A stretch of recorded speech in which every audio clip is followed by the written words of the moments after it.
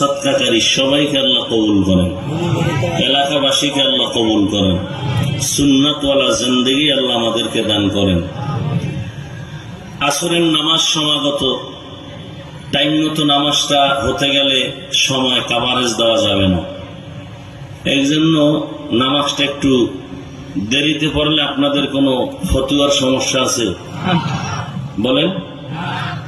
কারণ দেখতে নারী চলন বাঁকা, বয়ান যাই হোক না হোক এই একটা দোষ দিবে চামড়ার মুখ দিয়ে যে নামাজটা টাইম মতো পড়েনি, তাহলে নামাজের গুরুত্ব নেই, ওয়াজ শুনে লাভ কি? এরকম বহু বুজুর্গ বিড়ি টানতে টানতে কথা বলবে। বিড়িখোর বুজুর্গ আপনাদের দেশে নাই? এরা আলেমদের বিরুদ্ধে বলতে পারলে খুব শান্তি পায়।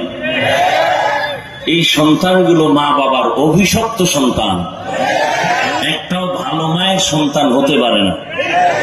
আলেম ওলামাদের বিরোধিতা করা মানে মূলত ইসলামেরই বিরোধিতা করা। কারণ কিয়ামত পর্যন্ত আর জমিনে নবী এসে দাওয়াত দিবেন না। নাকি আপনাদের চাপাইতে রসুল গত রবিউল আউয়ালে আসছিলেন, কেন আপনারা টের পান নাই? নবী এসে ঘুরে গেছেন কি?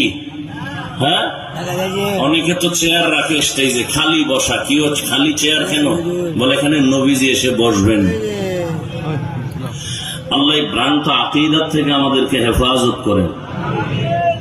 ওলামায়ে হযরত আলোচনা করেছেন, আপনারা ধৈর্যের সাথে আলোচনা শুনছেন। ওলামায়ে কেরামদের কথাগুলো উম্মাহকে সহি তরিকায় আমল করার তৌফিক দান করেন। সবাই আমিন বললে সমস্যা?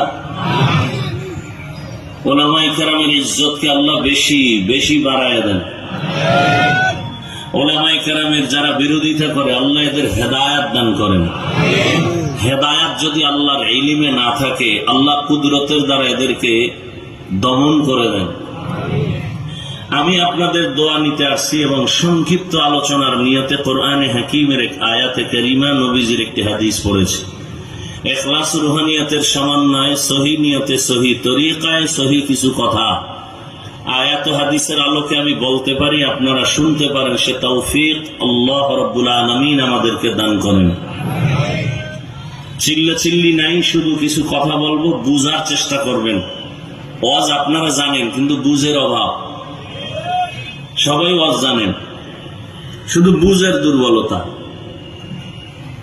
মিথ্যা বলা হারাম, গালি দেওয়া হারাম, গীবত করা হারাম, কারো উপরে জুলুম করা হারাম, চুরি করা হারাম, ডাকাতি হারাম, গালি, মা বাবার খেদমতের ত্রুটি করা হারাম, সব জানেন।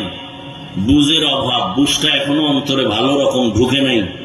এই বুঝ না থাকার কারণে আজ